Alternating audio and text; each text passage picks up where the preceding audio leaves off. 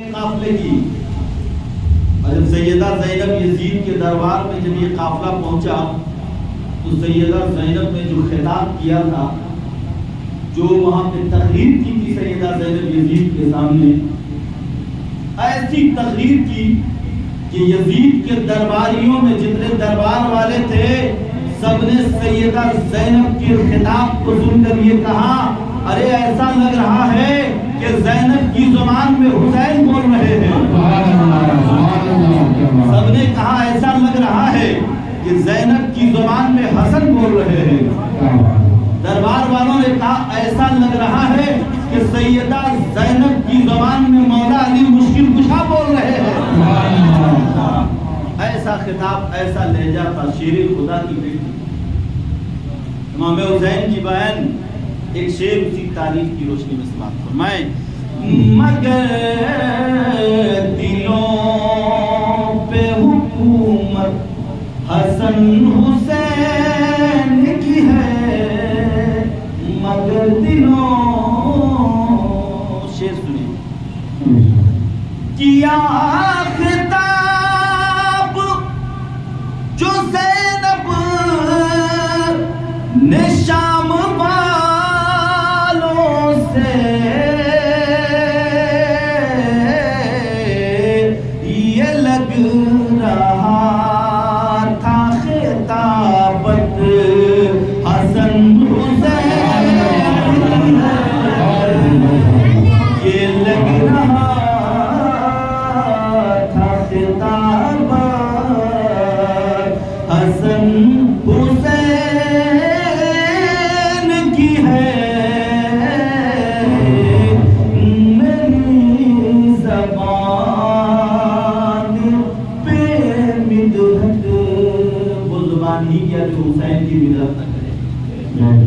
حسین کی بدعت میں جب سرکار فرماتے ہیں حسین منی وانا من حسین، میں حسین سے ہوں، حسین مجھ سے ہے۔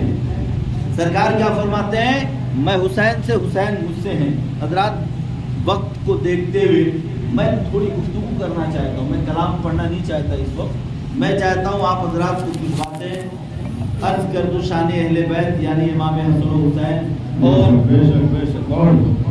نبی کی آل کے تعلق سے کچھ باتیں کرنا چاہتا ہوں، آپ سنیں تاکہ آپ کو یہ احساس ہو کہ محرم الحرام کا یہ مہینہ، یوں تو یہ مہینہ تاریخی اعتبار سے اور بھی اس میں بہت ساری تاریخیں ہیں، واقعات ہیں، اس مہینے کو اور بھی نبیوں سے ولیوں سے نسبت ہے، مگر یہ مہینہ اگر جانا جاتا ہے اہل سنت والجماعت کیا بلکہ مسلمانوں میں اگر یہ مہینہ جانا جاتا ہے تو امام حسین کی قربانی سے جانا جاتا ہے۔ یہ مہینہ یاد ہے امام حسین کی شہادت، اور واقعی امام علی مقام کی شہادت نے مسلمانوں پر احسان تو کیا ہے، ہم یاد کیوں نہ کریں؟ آپ بتائیں ہم یاد کیوں نہ کریں؟ احسان تو کیا ہے امام علی مقام نے، میاں سر نہ دیتے، اگر قربان نہ ہوتے، علی اکبر و اصغر کو قربان نہ کرتے، قوم محمد نہ شہید ہوتے، میاں عباس علم بردار کے بازو نہ کرتے، تو یہ مان لو آپ کہ اسلام ہم تک آتا مگر اسلام کی روحانیت نہیں آ پاتی، دین تو آتا مگر دین کی روحانیت نہیں آ پاتی۔ حسین نے گلا دے دیا ہے اور ہم لوگوں کو اسلام کی روحانیت عطا کر دی۔ یہ سچائی ہے کہ امام علی مقام کا نام یوں ہی نہیں لیتے، میاں امام حسین نے دیا ہے ہم کو اسلام، اور اسلام کی روحانیت ہمیں دیا ہے، دین اور دین کی روحانیت ہمیں دی ہے، یہ تو ان کے نام لینے کا حق بنتا ہے کہ نہیں؟ اب شان سنیے امام حسین کون ہے؟ آپ کو ایک بات بتاؤں یہ امام حسین کون ہے؟ قرآن میں اللہ ارشاد فرماتا ہے فَصَلِّ لِرَبِّكَ وَانْحَرْ، قرآن میں اللہ فرماتا ہے فَصَلِّ لِرَبِّكَ وَانْحَرْ، نماز پڑھو اور قربانی کرو۔ یہ اس کا ترجمہ ہے، کیا ہے؟ نماز پڑھو اور قربانی کرو۔ اگر اس آیت کو، اس دونوں حصے کو دیکھنا ہو تو اس انداز سے دیکھیں، یہ جو قربانی سے پہلے کی نماز ہے یہ پنج وقتہ نماز کی بات نہیں ہے، بلکہ قربانی سے پہلے یہ جو نماز ہے یہ قربانی سے پہلے جو عیدگاہ میں نماز پڑھتے ہیں اس کی متعلق ہے کہ نہیں؟ ہم جاتے ہیں جب قربانی کرنے سے پہلے نماز پڑھتے ہیں تو وہ عیدگاہ میں جا کر نماز پڑھتے ہیں. نماز گاہ کہیں اور ہے، قربان گاہ کہیں اور ہے. آپ اپنے یہاں عیدگاہ میں نماز پڑھ کے اپنے گھر جاتے ہوں گے، پھر بکرا لیتے ہوں گے، مذبح گاہ میں جاتے ہوں گے جہاں قربانی ہوتی ہے. یہی کرتے ہوں گے نا؟ ایسا تو نہیں ہوگا کہ عیدگاہ کے بغیر ہی میں قربانی گاہ بھی ہو، وہیں پر نماز پڑھیے، وہیں پر قربانی کیجیے. ایسا ہے کیا؟ ایسا نہیں ہے. نماز کہیں اور پڑھیے، گھر آئیے، بکرا لیجیے، پھر کہیں جا کر اور ذبح کیجیے. مگر اس آیت کو، دونوں حصے کو ایک جگہ جمع دیکھنا چاہتے ہو تو کربلا میں حسین کی نماز بھی دیکھ لو، شہادت بھی دیکھ لو. نماز بھی وہی ہے، قربان گاہ بھی وہی ہے. اس آیت کے مصداق ہے امام حسین. نماز بھی پڑھے اور قربان بھی. قرآن میں ایک دوسری جگہ دوسرے پارے میں ایک آیت ہے، وَلَنَبْلُوَنَّكُمْ بِشَيْءٍ مِّنَ الْخَوْفِ وَالْجُوعِ وَنَقْصٍ مِّنَ الْأَمْوَالِ وَالْأَنفُسِ وَالثَّمَرَاتِ وَبَشِّرِ الصَّابِرِينَ الَّذِينَ إِذَا أَصَابَتْهُم مُّصِيبَةٌ قَالُوا إِنَّا لِلَّهِ وَإِنَّا إِلَيْهِ راجعون. قرآن کے دوسرے پارے میں یہ آیت ہے. ترجمہ کیا ہے؟ وَلَنَبْلُوَنَّكُمْ، ضرور میں تمہیں آزماؤں گا. اللہ فرماتا ہے اپنے بندوں سے، اے لوگوں میں تمہیں آزماؤں گا. آزمائش کا انداز کیا ہوگا؟ وَلَنَبْلُوَنَّكُمْ بِشَيْءٍ، کچھ چیزوں سے آزماؤں گا. میرے آقا فرماتے ہیں کہ مومن وہ ہے، اگر مومن دیکھنا ہو تو جس کے اندر صبر اور شکر کا مادہ ہو اسے ہی دیکھو. مومن کی ایک پہچان یہ بھی ہے، ورنہ دولت ملتی ہے تو انسان خدا بھول جاتا ہے. اگر پیسہ مل جائے، طاقت مل جائے تو انسان خدا کو بھول بیٹھے، اور اگر پریشانی آ جائے تو انسان صبر کرنا چھوڑ دے. اگر دقت آئے تو انسان صبر کرنا چھوڑ دیتا ہے. کیسے مسلمان ہو آپ بتاؤ کہ دولت ملتی ہے تو اللہ کا شکر نہیں ادا کرتے، اگر پریشانی آتی ہے تو صبر نہیں کرتے. میاں مسلمان کی پہچان تو یہ ہے کہ اگر دولت ملے تو شکر خدا کرے، مصیبت ملے تو صبر کرے. اللہ صبر کرنے والوں کے ساتھ ہوا کرتا ہے. یہ تو پہچان ہے مسلمان کی. مگر ہم کیا کرتے ہیں؟ نہیں کرتے ایسا. اور اللہ فرماتا ہے میں تمہیں کچھ چیزوں سے آزماؤں گا. غور سے سنیے گا کیا چیزیں ہیں وہ. وَلَنَبْلُوَنَّكُمْ بِشَيْءٍ، کچھ چیزوں سے. اب وہ چیز کیا ہے؟ مِنَ الْخَوْفِ وَالْجُوعِ، ڈر اور بھوک سے. خوف مانے ڈر، جو مانے بھوک. ڈر اور بھوک سے تمہیں آزماؤں گا. وَنَقْصٍ مِّنَ الْأَمْوَالِ وَالْأَنفُسِ وَالثَّمَرَاتِ، اور مال، جان اور پھلوں کے نقصان سے تمہیں آزماؤں گا. تمہیں ڈر سے بھی آزماؤں گا، ڈر دے کر، بھوک دے کر آزماؤں گا. تمہارے جان، مال، آل سے تمہیں آزماؤں گا. لیکن اگر میری آزمائش میں کامیاب ہو جاؤ گے تو اس کے لیے تمہارے لیے بشارت ہے. اللہ ایسے بندے کو جنت کی بشارت ہے جو اللہ کی اس آزمائش میں. اب آپ یہ غور کریے، ہمارے پاس جو مصیبت آتی ہے وہ ٹھہر ٹھہر کے آتی ہے. آج ہو سکتا ہے کہ ابھی میری ماں کا انتقال ہو گیا، کچھ دنوں کے بعد میرے باپ کا انتقال ہوگا، یا پھر کبھی کوئی ہمارا پیسہ نقصان ہوگا، کبھی کوئی اور پریشانی.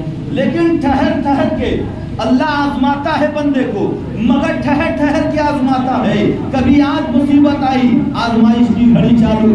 2 سال بعد آئی، آزمائش کی گھڑی چالو. مگر قربان جاؤ دیکھو تو ذرا کہ امام حسین ہے، میدان کربلا میں ہے، اور آزمائش آئی بھی ہے تو ایک ساتھ بھی آئی ہے. مال کی بھی آزمائش آئی ہے اور جان کی بھی آزمائش آئی ہے. اس پوری آیت کے مصداق ایک بار میں اگر کوئی بنا ہے تو حسین کربلا کے میدان میں بنے. اللہ اکبر، کیسی ذات ہے امام حسین، کیسی شان ہے امام حسین کی. لوگ سمجھتے ہیں، ایک سوال سنیے، لوگ یہ بھی سمجھتے ہیں کہ امام حسین کربلا کے میدان میں اگر تھوڑا ان کو پاور کا استعمال کرنا چاہیے تھا. لوگ کہتے ہیں کہ نہیں، لوگ سوچتے بھی ہیں، اور واقعی امام حسین کو پاور تھا. یہ ایک سوال ہے، سنیے، امام حسین کو پاور تھا مگر انہوں نے استعمال کیا کیوں؟ جبکہ ان کے نانا جن کے لیے کائنات بنی، ان کے نانا پاور کا یہ عالم کی بولے ڈوبا سورج پلٹ جائے، ان کے نانا اگر بول دے تو چاند دو ٹکڑے ہو جائے، ان کے نانا اگر کہہ دے تو کنکریاں کلمہ پڑھ لے، ان کے نانا بولے تو درخت اپنے مقام سے چل پڑے. وہ پیغمبر، وہ مصطفیٰ اگر اپنا لعاب ڈال دے کنویں میں تو خالی کنواں میٹھا ہو جائے. وہ نبی کی ذات ہے، بولے تو مردہ زندہ ہو جائے. اور اس نبی کا نواسا جسے مصطفیٰ صبح کرتے ہیں، نبی سن کر کہتے کہ میرے حسین کے بدن سے جنت کی خوشبو آیا کرتی ہے. آج کربلا میں حسین ہے مگر پاور کا استعمال نہیں کرتے. پاور تھا ہی نہیں کیا؟ پاور تو تھا مگر استعمال کیوں نہیں کیا؟ اس کی وجہ سنیے، آپ کو بتاتا ہوں. ایک وجہ سنیے. گوالیر کا نام سنا ہے آپ نے؟ گوالیر کا، گوالیر میں ایک بزرگ ہیں شیخ غلام غوث، بہت پائے کے بزرگ ہیں شیخ غلام غوث. شیخ غلام غوث،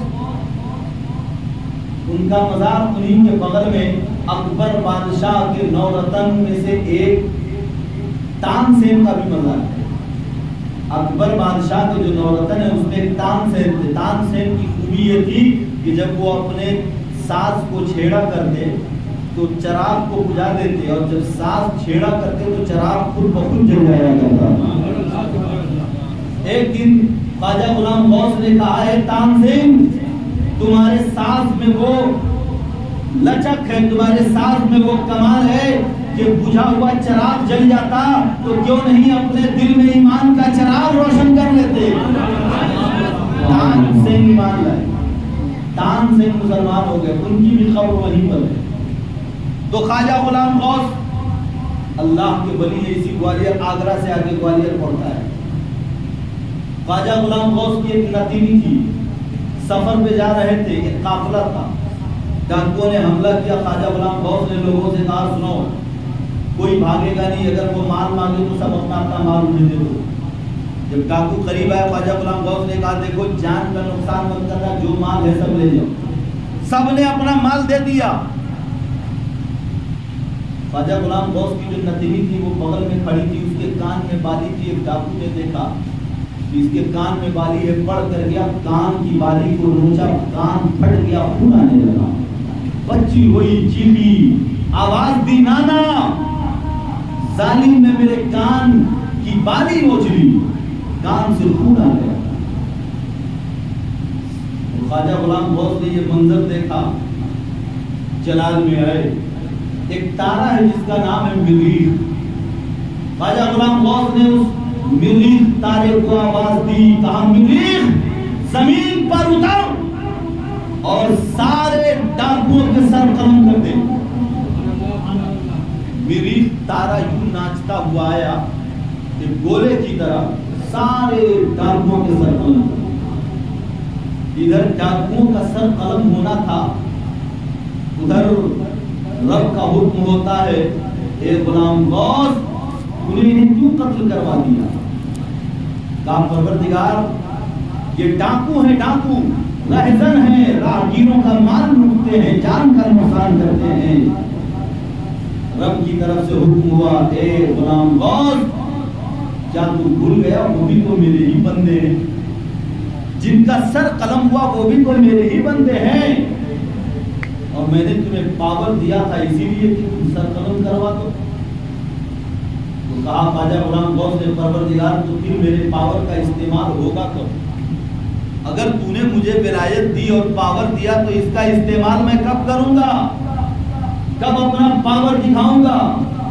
رب کی طرف سے حکم ہوتا ہے غلام غوث سنو، اگر پاور کسی نواسی کی آواز پر، کسی نتنی نواسی کی آواز پر اگر کوئی پاور کا استعمال کرتا تو کربلا میں جب زینب نے آواز دیا تھا تو مدینے سے مصطفیٰ پاور کا استعمال کرتے. میرا نبی سے پاورفل کون ہے؟ محمد سے با اختیار کون ہے؟ نہیں نہیں، ارے کبھی کبھی کوئی مقام اللہ اس سے بڑا بدلہ عطا فرمائے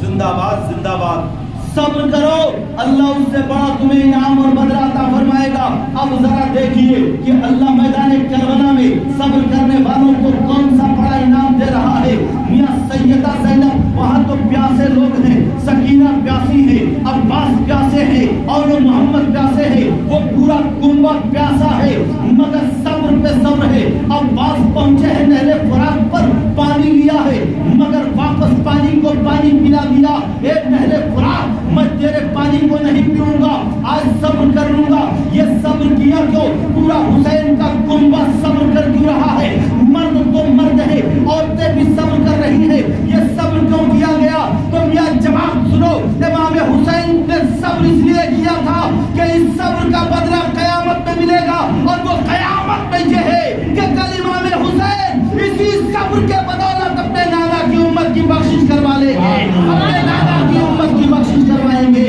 اور نانا کی امت کو بخشوا لیں گے تبھی کربلا میں کہا تھا یزیدیوں سنو تم میری بات مان لو تم نے میرے ایک دو نہیں بلکہ 400 لوگ کو قتل شہید کر دیا اب بھی مان جاؤ گے تو کل نانا سے تمہاری بخشش کروا لوں گا حسین نے صبر کیا تھا اپنی نانا کی امت کو بچانے کے لیے کیا ورنہ پاور تو تھا ہی اختیار تو تھا ہی ارے بڑی دور کی بات چھوڑیں آپ اب ایسے ہی پاور کی بات ہے اختیار کی تو آپ کو ایک بات بتاؤں اسی ہندوستان میں سرکار غریب نواز آئے تھے آئے ہیں کہ نہیں بتائیے غریب نواز اجمیر محلہ ہم سنیوں کی روحانی جگہ ہے وہ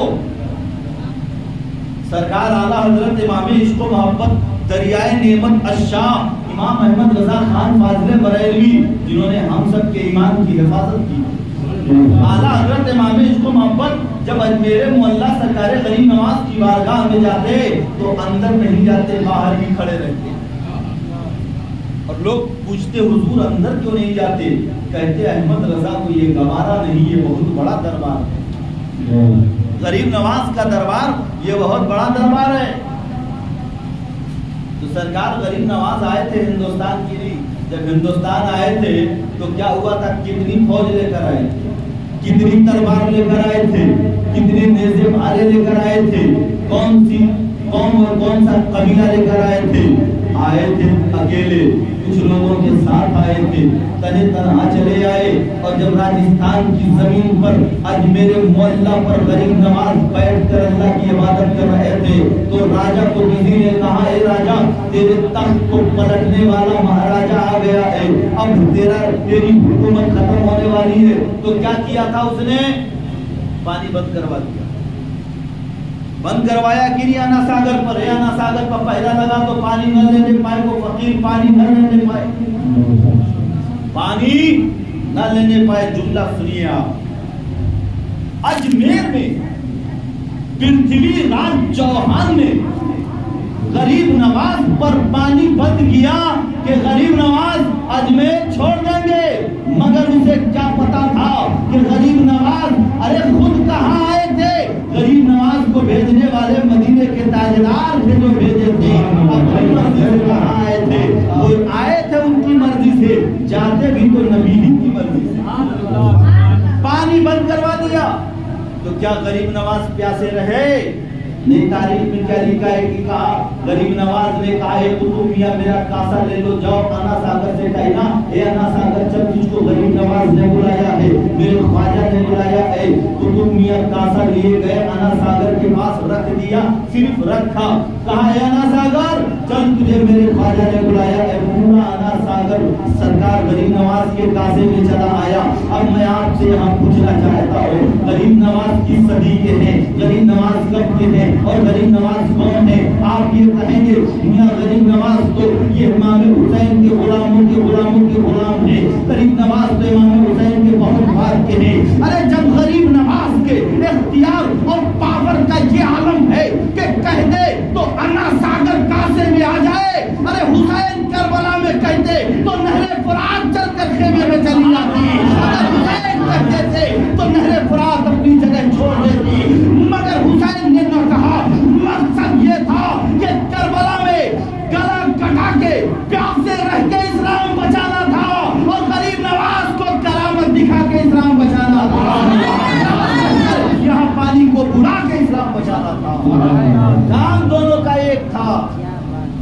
इस्लाम ही बचाना था। तो ये कोई कहते पावर नहीं, ऐसा कैसे हो सकता है कि पावर नहीं। एक बात बता दो, सरकार गौसे आजम फरमाते हैं, दो जुमला सुनिए, सरकार गौसे आजम पीरों के पीर, मीरों के मीर शेख अब्दुल कादिर जिलानी रज़ियल्लाहु ताला अन्हु फरमाते हैं, ए मेरे मुरीदों सुनो सुनो, अगर मेरा जिक्र और अगर मेरी मारिफत, मेरी पहचान अगर पहाड़ पर रख दी जाए तो पहाड़ रेसा रेसा हो जाएगा। ये कौन कह रहा है? सरकार गौसे पाक कहते हैं कि अगर मेरी मारिफत, मेरी पहचान अगर पहाड़ पर रख दी जाए तो पहाड़ भी बर्दाश्त नहीं करेगा, रेजा रेजा हो जाएगा। कहते हैं मैं अपने हथेलियों पर राई के दाने की तरह अपने मुरीदों को देखा करता हूँ, जहाँ भी मेरा मुरीद है तो उसे अपनी हथेली पर दे दिया जाता है। तो गौसे आजम फरमाते हैं कि पहाड़ पर रखा जाए तो पहाड़ रेजा रेजा हो जाए। कहते हैं कि अगर मेरा नाम किसी मुर्दे पे ले लिया जाए तो मुर्दा जिंदा हो जाए। कहते हैं अगर किसी को खुदा याद ना आता हो तो वो मुझे देख ले, खुदा याद आ जाएगा। वो गौसे आजम। तो लोगों ने कहा हुजूर एक बात अर्ज करनी है। कहा हुजूर कोई अपनी करामत और अपने रुतबे को बयान नहीं करता, अल्लाह के वली को अपनी शान और अपने रुतबे को छुपा के रखते हैं। क्या कहा? अपनी शान और अपने रुतबे को छुपा के रखते हैं।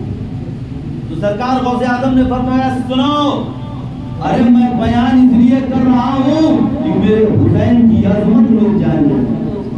क्या कहा? मैं इसलिए बयान करता हूँ कि लोग मेरे हुसैन की अजमत जान जाए। कहा लोगों ने वो कैसे जानेंगे? तो कहा गौसे आजम ने वो ऐसे जानेंगे, सुनो एक बार नबी ने मुझे 7 मर्तबा अपना लवाब देना अता किया। गौसे आजम फरमाते हैं एक बार नबी ने 7 मर्तबा एक बैठक में, यानी एक मजलिस में 7 बार अपना लवाब देहन दिया। ये लो 7 बार नबी ने सरकार गौसे आजम को अपना लवाब देहन अता किया।